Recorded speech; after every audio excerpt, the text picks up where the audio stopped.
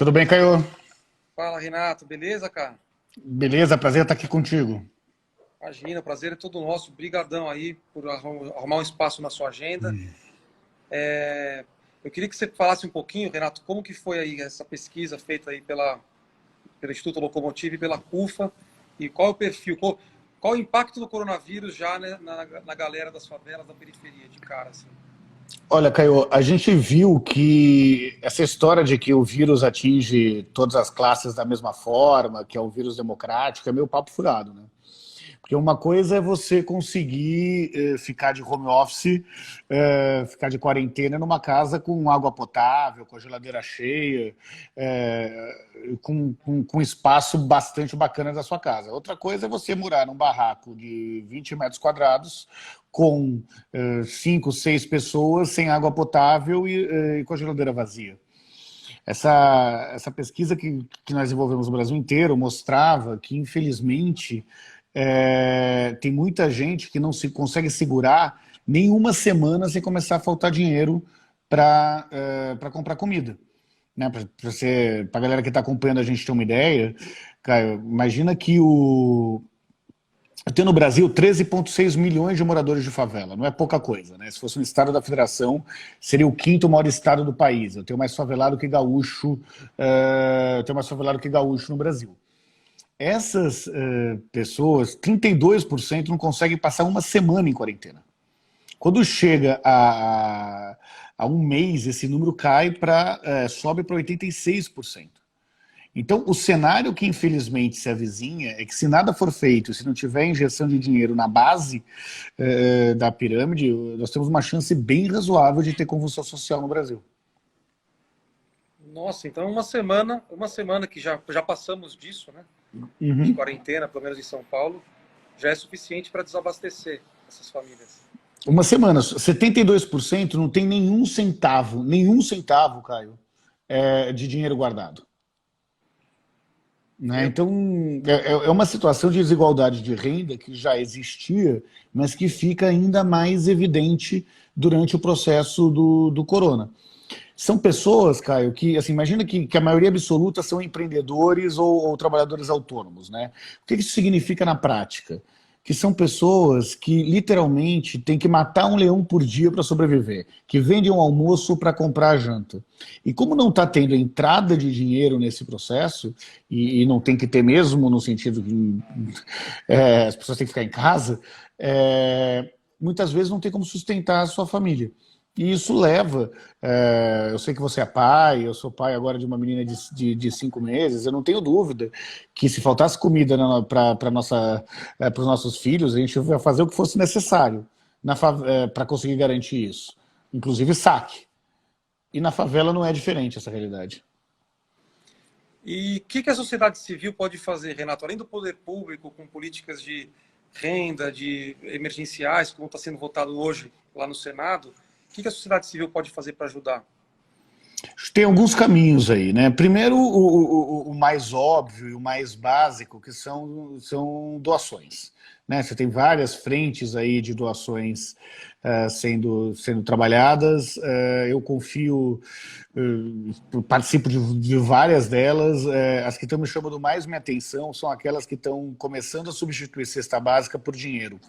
Né? Porque a cesta básica vai ser impossível de ser distribuído pelas favelas daqui a pouco, sem contar com o apoio do Estado. Porque vai começar a ter saque e coloca os líderes comunitários também numa situação de contágio grande.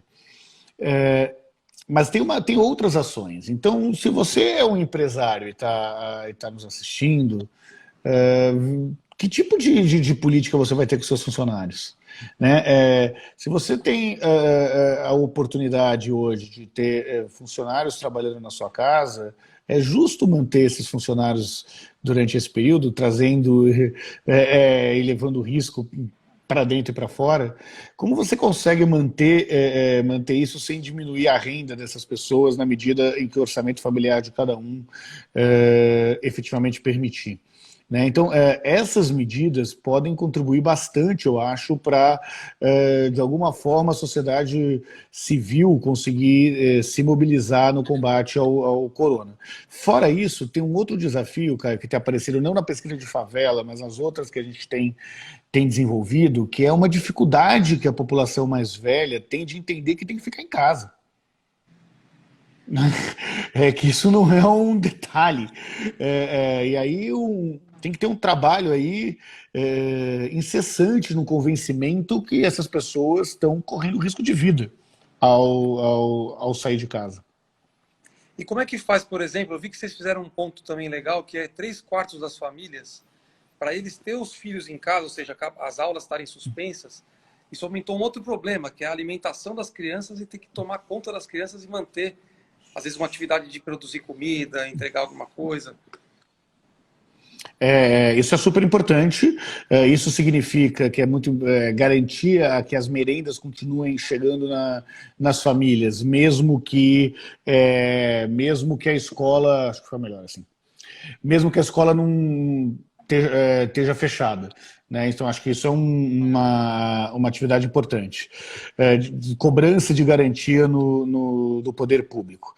A outra questão por exemplo, garantir que, cara, se você tem um vizinho, se tem alguém da sua família mais velha que faz parte da zona de risco, vá você no supermercado para essa pessoa.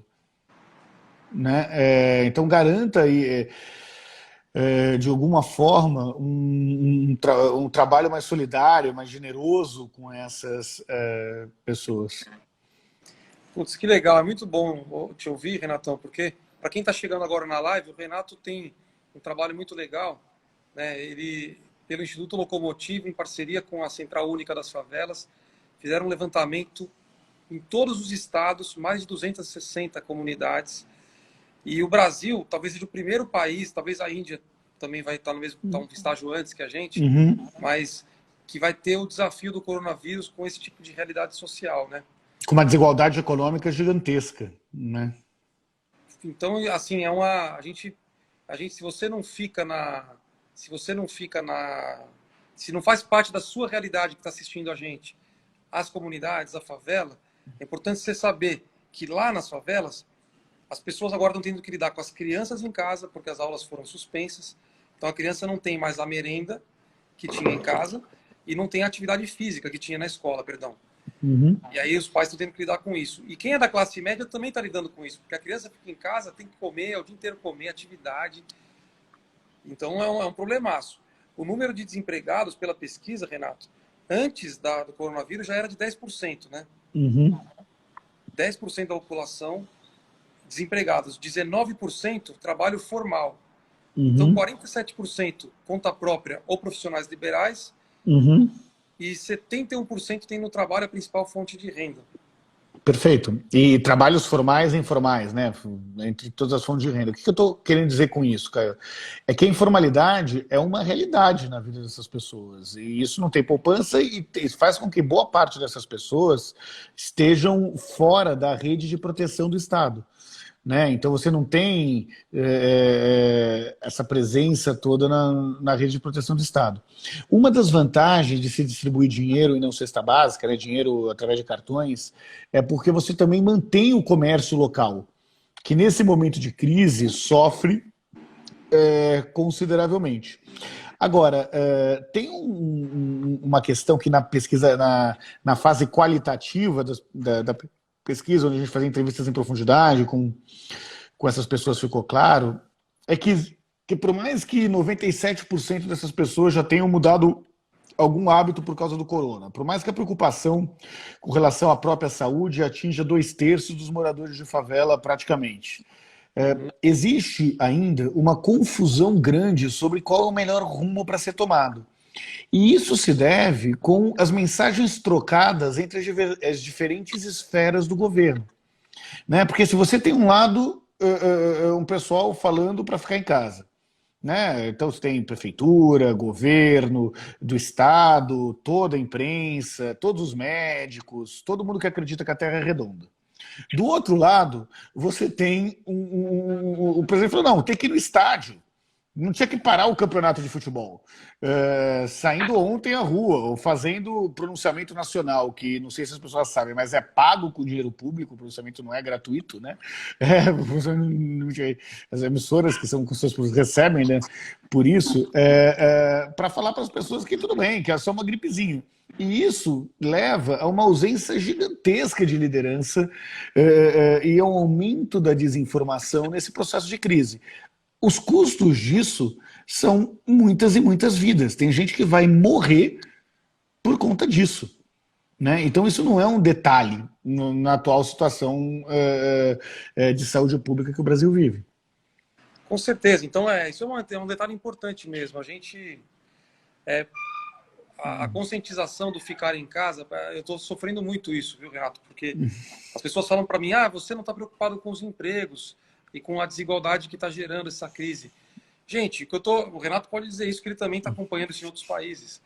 A hora que esse vírus eclode e tem aquela saturação do sistema de saúde, o que acontece é que várias pessoas de outras doenças que a gente tem ao longo da rotina no Brasil vão chegar no hospital e vai estar tudo lotado por causa do coronavírus.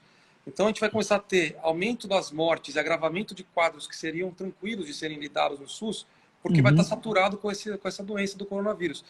Então o que a gente quer evitar é justamente que o povo mais pobre, que tem um acesso ao hospital mais restrito, que não tem plano de saúde e que, portanto, por mais que tenha o SUS não vai dar conta, porque já não dá, esse pessoal vai sofrer muito mais do que a classe média e classe alta. Então, pensando em todos, a gente não quer que ninguém sofra. Claro. Tem que evitar que a curva exploda.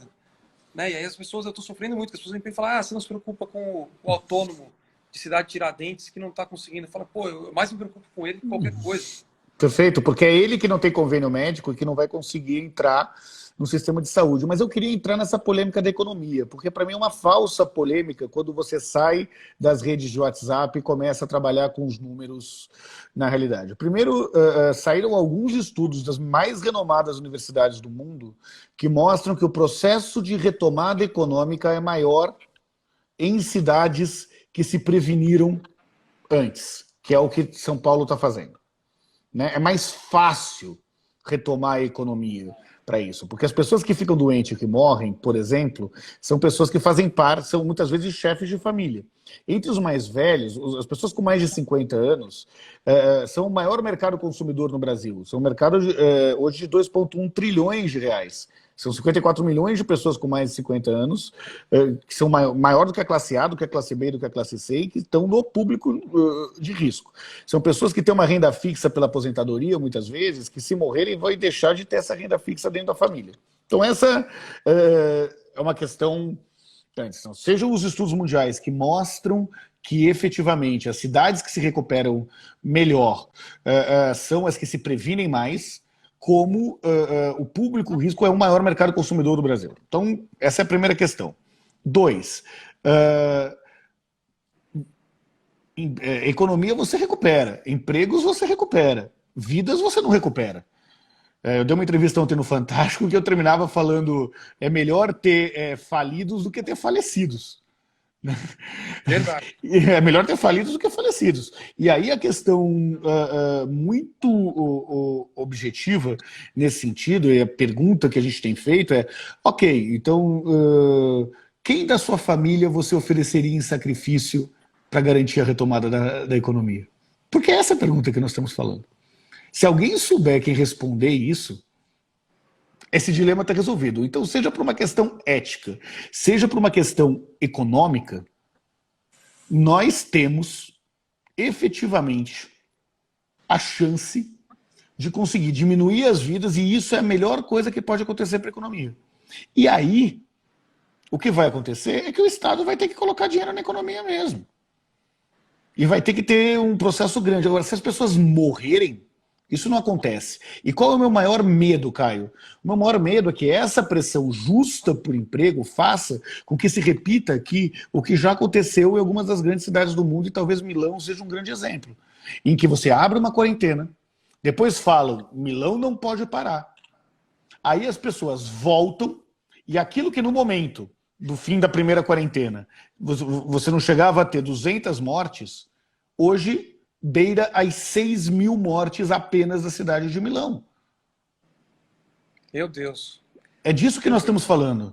Porque assim, ela conseguiu segurar, segurou, então não precisa mais ficar com a quarentena. Abriram mão da quarentena, um monte Explodiu. de gente se explodiu, e assim, e não é que quase 6 mil pessoas, o número de ontem era 5.700, se eu não me engano, Nossa Senhora. se infectaram, morreram. Pais, mães de famílias, avós, pessoas morreram. E uma coisa legal também, viu, Renato, que estão falando aqui, até um comentário aqui que fizeram, é verdade, né? A gente fala em classe média, mas em percentual, a rigor, para o IBGE, classe média é um critério ridículo, que de renda mensal familiar de R$ 2.500 não é classe média coisa nenhuma. Claro. Classe média é quem tem, vamos ser realistas aqui, quem tem renda familiar entre 5 e 10 mil, 12 mil reais, tal.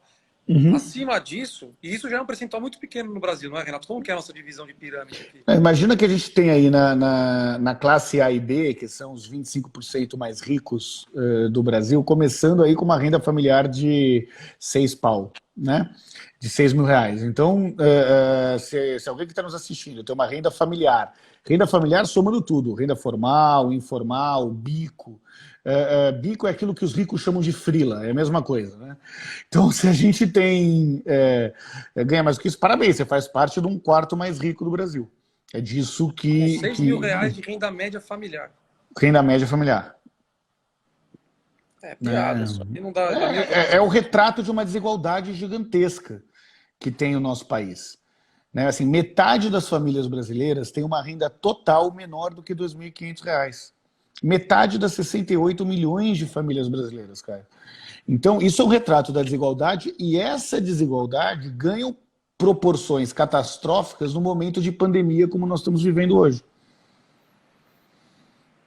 Porque aí é muito frágil, né? Você rapidamente degrada tudo. Porque existe um lugar no Brasil em que o tal do Estado mínimo que muita gente defende já existe. Esse lugar são as favelas. Na favela, o Estado já é mínimo. E essas pessoas que não contam com o auxílio do Estado são as mais frágeis nesse processo de combate ao coronavírus. São mais frágeis porque não tem bons lugares para ficar em casa, são mais frágeis porque não tem poupança, são mais frágeis porque tem um chefe ameaçando ele de demissão se ele não voltar para o trabalho, são mais frágeis porque são autônomos e também depende de uma circulação aí maior de pessoas para conseguir ter o seu sustento. Muito bom, é verdade. É uma ótima ilustração, né? De que realmente na periferia o Estado chega muito menos, tanto no asfalto, na água potável, na iluminação pública, na segurança pública. Perfeito. Na poda de árvore. Eu atendo muitas demandas. Quando eu recebo da periferia a demanda, porque o pessoal, graças ao avanço tecnológico, o capitalismo ele sempre vai querer explorar os mercados. Então, hoje a tecnologia, a internet também quer falar com as classes mais pobres, quer falar com a África. Então eu consigo hoje, pessoas lá do fundão, da leste, do norte, mandam por WhatsApp as demandas. Eu falo, pô, legal, vamos brigar. As demandas nessas regiões demoram muito mais para serem atendidas do que quando eu mando no centro. Porque o braço lá é menor do Estado, né? E uma coisa legal, Renato, eu queria perguntar para você é o seguinte. Vocês levantaram um número que isso acho que estava na Exame, né? 96% da população nas favelas defende o isolamento social contra o coronavírus. Só que eu tenho outros números que dizem que boa parte da população da favela nem sabe direito. Não, 96%, não, o número que a gente tem de 96%, não sei se saiu errado na Exame, mas o número que a gente tem de 96% é que já mudou o hábito. 86%, já mudou o hábito por causa disso. Não, a gente não perguntou nessa pesquisa sobre ser a favor ou contra o isolamento em si. Tá? Mas o que a gente vê? Que essa ideia de isolar ou não isolar, isso vai ser tema da nossa próxima pesquisa, sofre com a influência do estômago vazio. Né? Então, o que acontece? A defesa do isolamento vai cair nas periferias conforme aumenta a fome. E aí você tem essa briga política que tenta antecipar a disputa eleitoral presidencial para agora, na prática, faz aquela profecia autorrealizável. Então as pessoas falam, olha, tem que voltar porque vai ter crise econômica, mas exatamente por isso não investem o que deveriam investir nos processos de distribuição de renda, que são fundamentais para garantir a sobrevivência dessas famílias. Aí vai vir um quadro de convulsão social, elas vão falar, eu não disse que ia ter convulsão social e que as pessoas iam estar fome, mas elas não estão tendo fome por causa do corona, estão tendo fome porque o Estado não está cumprindo a sua tarefa de assistir minimamente, de garantir os direitos fundamentais dessa parcela da população, né? Então eu tenho muito medo do para onde vai isso. Hoje o Senado está votando aí aquele pacote que vai ser R$600, podendo ser até 1.200 por família, se tiver 2 adultos na família com esse perfil, de autônomos, informais, que não sejam beneficiários de outros programas como Bolsa Família, Auxílio-Desemprego, etc. Isso sendo votado e sendo rapidamente implementado, a gente ganha 3 meses de respiro para parte dessas comunidades terem um auxílio e não ficar totalmente zeradas. Mas eu queria te perguntar, por exemplo, a Cleusa Brandão, do canal Pronto Falei, que está acompanhando com a gente aqui, falou que na Vila Piauí, que é lá perto de Cidade Tiradentes, ali Vila Iolanda, tem uma família em que moram num cômodo com 10 crianças e 4 adultos, todos juntos. Aí eu te pergunto, Renato, pela sua experiência, sua vivência nas comunidades, pelo Brasil todo, qual que é a chance da gente conseguir implementar isolamento vertical com o mínimo de eficácia no Brasil? Bem pequeno, bem pequeno. Separar os idosos dos mais jovens? Não, sim. Nesse caso, para conseguir ter um processo nisso, talvez o único caso que teve algum sucesso na Alemanha, tinha muito exame. Então as pessoas conseguiam diagnosticar de uma forma muito precoce, inclusive não só pessoas sintomáticas, conseguiam pegar os assintomáticos e com isso conseguia, de alguma forma, isolar essas pessoas e desde muito cedo começar a tratar essas pessoas. Mas isso, nós estamos longe dessa realidade aqui, né? A gente tem vendo pessoas com 60 anos de idade, febre de 40 graus, voltando porque não tem exame hoje, né? Agora a crise é de alimentação e de dinheiro, daqui a 15 dias a crise vai ser por falta de respirador. Então, É verdade. Você pega casos grandes na Espanha, por exemplo, onde faltavam máscaras de fato eficientes para os médicos. E eles não tinham nem exames o suficiente para os próprios médicos e enfermeiros que estavam trabalhando. E teve a maior índice de infecção por conta disso. Então, as pessoas têm que ficar em casa. E tem que garantir o mínimo convívio social, não tem saída para isso. E o risco, e de novo, isso daqui vai ficar gravado. Nós estamos conseguindo segurar, São Paulo está crescendo menos do que a média, ou seja, estamos conseguindo achatar a curva, né, para garantir que o sistema de saúde de alguma forma sustente. Vai começar a existir uma pressão grande para que sejam reabertos, né, o comércio, para que o isolamento seja parcial, e vai acontecer o que aconteceu em Milão. Depois nós vamos ser obrigados a ficar em casa, de um jeito, de uma crise avassaladora, né? Então, eu sei que é difícil, mas o Estado nunca foi tão importante para garantir renda mínima, para garantir sustento, de um lado, e do outro lado, nunca foi tão importante a gente ter um processo de consciência grande aí, e de paciência também, porque ficar em casa não é uma coisa trivial e tranquila, mas para garantir que segure a epidemia. Ô, Renato, a gente já está... Não sei como é que está seu horário, mas para mim está sendo ótima a conversa, que você é um expert, conhece bastante aí a diversidade do Brasil, geográfica, social e das periferias. Uma coisa que escrevem para mim aqui é o seguinte, falam que muitas das pessoas mais humildes não sabem como que é a transmissão, acham que é por mosquito, acham que não sabem ainda.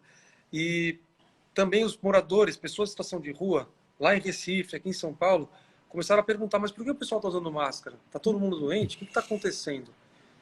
Como que a gente faz para acelerar, pelo menos, a disseminação de informação? Eu acho que os veículos de comunicação, eles estão sendo bastante relevantes no processo de saúde pública. Acontece que nem todo mundo vê, né? Então, eu acho que cada pessoa que tem a oportunidade de explicar para uma outra pessoa com mais calma e com mais paciência como se dá esse processo de infecção, tem que chamar para si essa responsabilidade. Porque senão a gente corre o risco de acreditar e assim, mas a criança não é público-alvo, né? Não é a parcela que tem maior risco na população, né? Mas na prática, eles têm a voz. Eles vão matar os avós. Eles são transmissores, né? Eles são transmissores, né? Então tem até um dos memes mais interessantes aí das últimas semanas, era o Batman dando o Robin falando pro Batman, olha, mas eu não sou público de risco. Grupo de risco. Eu não sou grupo de risco, eu não sou grupo de risco. E daí o Batman dá uma porrada no Robin e fala, mas você vai matar o Alfred, sua besta. É mais ou menos isso que a gente está falando, né? Não tem muito jeito num país com as desigualdades todas que nós temos, e o Brasil é o país mais desigual que está sofrendo com essa crise, se a gente não cada um chamar para si a responsabilidade de explicar como é que pega o vírus, de tomar cuidado das medidas que devem ser efetivadas para tentar segurar o contágio. Putz, com certeza. Eu estava vendo aqui, eu ia até te mostrar, a gente fez o Livres, que é um movimento que eu faço parte, não sei se você consegue ver aí. Uhum. Eles fizeram um gráfico mostrando a importância do achatamento da curva. Acho que várias pessoas fizeram. Claro. Eu fiz também eu escrevia, isso acontece se você for cuzão, e isso acontece se você não for cuzão. Desculpem aí o pessoal, meu francês, não quero ferrar com o vereador, mas eu fiz essa versão do gráfico. Olha, o cuzão tá aqui, se não for, tá aqui. Tipo, se liga. Mas é isso mesmo, se você pensar nos outros, se você se preocupar com os outros, também não só com você, a curva baixa, senão ela é o ser cuzão ou não, né? Não, exatamente isso, desculpa aí o meu francês, mas... Não, mas é isso mesmo, tem que falar português claro. Aqui eu botei algumas medidas aí, ó, as transferências, a suspensão temporária, isso aqui é na época daquela MP que já foi revogado, que era uma maluquice, e aí eu botei aqui também, eu fiz uma ação aqui em São Paulo que é o seguinte: eu estou recebendo muito e-mail do pessoal falando, vereador, mas por que os políticos não cortam o seu salário para mandar para... Falei, gente, se isso for necessário, ou seja, se a questão financeira para comprar mantimentos, para comprar equipamentos de proteção for necessária, eu não me oponho. Eu tenho condição de segurar a onda muito mais do que o pessoal da favela, então eu consigo segurar 2, 3 meses e eu preciso precisar do meu salário. Mas aí eu fiz só para exemplificar, eu destinei, não vou conseguir mostrar na tela que a arte é muito grande, mas eu destinei 2 milhões de reais nas minhas emendas parlamentares só para isso, para o coronavírus, comprar máscara, testes, respiradores. E aí eu falei, se a gente fizer um foco, adquirir exames para testar em massa, comprar os equipamentos para que os profissionais de saúde e da assistência social se protejam, os guardas, policiais também. E se a gente comprar os respiradores e fizer o que você disse, ou seja, construir os leitos a mais e se preparar, a hora que o pico bater aqui, a gente minimiza as mortes. Perfeito. E aí a gente recupera da crise mais rápido. É isso, não é? Porque se a gente não super.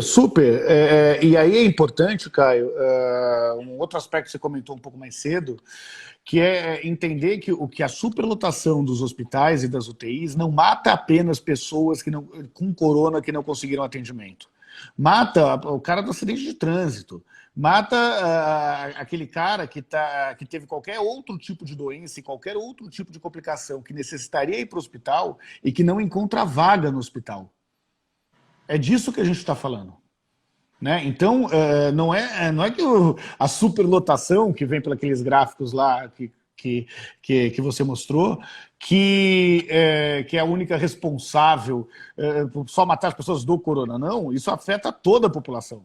Vai muito além do grupo de risco da infecção. Ou seja, volta para aquele gráfico lá que você falou no bom português, no bom francês, que é se preocupar com as pessoas que vão ter AVC, vão ter problemas cardiovasculares, vão ter qualquer tipo de acidente e não vão ter atendimento. Perfeito, exatamente isso. Exatamente isso. Deixa eu ver aqui se tem alguma pergunta a mais aqui que a gente não respondeu. Olha lá, o Júlio Costa falou, Le Cuzon, je suis Cuzon. Perfeito. Deixa eu ver aqui se tem mais alguma coisa legal. Ó, eu queria falar uma coisa, Renatão, como é que a gente faz para saber se uma iniciativa civil de ajuda numa comunidade é séria ou não? Porque tem muita picaretagem também, já vi vaquinha online que você não sabe a procedência. A gente tem que ter... Eu acho que talvez o melhor caminho seja... Eu estou na direção e na organização de 3 específicas que eu boto a mão no fogo, que é a União São Paulo, né, que é um fundo que está doando donativos e colocando para os serviços públicos, para o Gerando Falcões, que é a ONG do Lira, que eu sou do conselho, meu irmão bacana, que está distribuindo ticket alimentação, e uma de antemão aqui para o pessoal que te segue, da Central Única das Favelas. A CUFA ontem teve uma matéria fantástica no Fantástico sobre o trabalho da CUFA, e eles vão começar uma iniciativa focada em mães das favelas, né, onde vai fazer com que um dinheiro equivalente a uma cesta básica, mas que pode gastar em remédio ou em produtos de limpeza, fique por 2 meses na mão dessas, de pelo menos 10 mil mães de favela. Acho que olhar histórico dessas organizações é algo muito importante. A cobertura que a imprensa está fazendo isso, que ajuda na fiscalização dessas entregas, é muito importante, mas acho que tem uma premissa, que isso vale tanto para as iniciativas públicas como nas iniciativas privadas. Nunca foi tão importante oferecer o melhor para quem mais precisa. A gente, infelizmente, no nosso histórico de políticas públicas, Caio, a gente tem muito o melhor hospital está no centro, né? As escolas públicas de referência, as melhores escolas técnicas estão no centro. Quando, para corrigir as desigualdades, o melhor tem que estar na periferia, porque é lá onde as pessoas mais precisam. Só dessa forma a gente consegue corrigir efetivamente as desigualdades sociais que são históricas no nosso país, infelizmente. Então, focar o melhor onde mais precisa é o caminho para a gente conseguir sair melhor desse drama do coronavírus.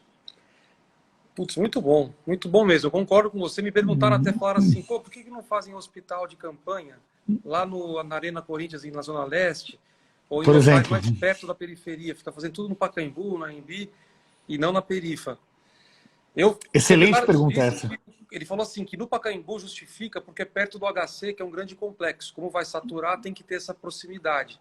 Mas, por exemplo, Itaquera, você tem lá o Hospital Santa Marcelina, você tem os hospitais da Leste que vão... O Hospital da Tiradentes já está lotado. Claro. Então, precisa ter os hospitais de campanha também na periferia, né? Claro. Eu só queria terminar com uma mensagem mais otimista, apesar de tantas notícias ruins. Vamos lá. Se tem uma coisa, se é possível dizer isso, que essa epidemia tem mostrado, é que, diferente do que a polarização dos últimos tempos fazia entender, nós somos maioria. A generosidade do povo brasileiro é a maioria. A criatividade do povo brasileiro é a maioria. O civirômetro, a questão de conseguir fazer as coisas acontecerem, um olhar mais positivo sobre as coisas é a maioria. As pessoas que acreditam que a Terra é redonda são maioria no Brasil. E isso parece que tinha sido esquecido, né? Então, entender que essa epidemia faz com que deixe de ter uma polarização de esquerda ou direita e passa a ser simplesmente uma discussão entre civilização e barbárie, é algo civilizatório, é algo importante para o Brasil conseguir sair dessa crise melhor do que estava antes, né? Depois da peste negra, nós tivemos o renascimento. Nós fizemos com que as pessoas passassem a acreditar na ciência. Tivemos o maior período de florescência da economia e da arte da humanidade. Então, essas tragédias, se por um lado sacrifica a vida de milhares de pessoas, vidas que são sacrificadas inclusive pela irresponsabilidade de alguns governantes, de outro lado desperta na população o que a população tem de melhor. E nesse cenário de sofrimento, ser lembrado pelas ações todas que estão sendo feitas, que nós somos maioria, não é um detalhe, é algo muito importante, é algo que tenho certeza que deixa todos com muito ânimo aí para enfrentar essa crise. Muito bom, Renatão. Para encerrar, você tem como colocar o link dessas iniciativas ou vaquinhas que você mencionou, da CUF, ou uma das três, pelo menos, só para o pessoal que quiser colaborar, e já que você põe a mão no fogo, eu confio também, as pessoas poderem procurar. Estou colocando aqui o link da CUFA, acho que é cufa.br, cufa.com.br, mas não tenho certeza não, cufa.org.br. Pede para o pessoal descobrir aí e colocar, mas se você colocar Central Única das Favelas, eles vão rapidamente conseguir localizar os links de doação. Deixa eu ver, é isso mesmo. cufa.org.br. Tá aqui, eu vou botar também aqui na conversa aqui. E aí, quem quiser, é só procurar lá, bem legal. E aí tem ações em São Paulo, tem no Brasil todo? No Brasil inteiro, e uma forte presença. Para vocês terem uma ideia, a CUFA foi quem organizou no ano passado a Taça das Favelas, que conseguiu lotar o Pacaembu na final, transmissão ao vivo na Globo. Então, eles já partem de uma organização de todas as favelas que participaram da Taça das Favelas. Eles têm uma base orgânica fantástica, fundamental. Boto minha mão no fogo pela Central Única das Favelas. Recomendo de verdade que quem tiver condições de doar, doe para a Central Única das Favelas. Fechou. Renatão, brigadão pela sua disponibilidade de falar com a gente. Tem gente do Brasil inteiro acompanhando a gente aqui. A Natália é lá de Recife, a Lisa está lá em Berlim, é alemã, fala português, está com a gente aqui online. Tem gente do Rio de Janeiro, enfim. Você chegou a ver o poema do Fábio Braza, o rapper? Não vi, não. Se você permitir, eu coloco esse rap para encerrar. Claro, aqui, bota os rap para encerrar e terminamos para cima. Olha lá, vamos ver se...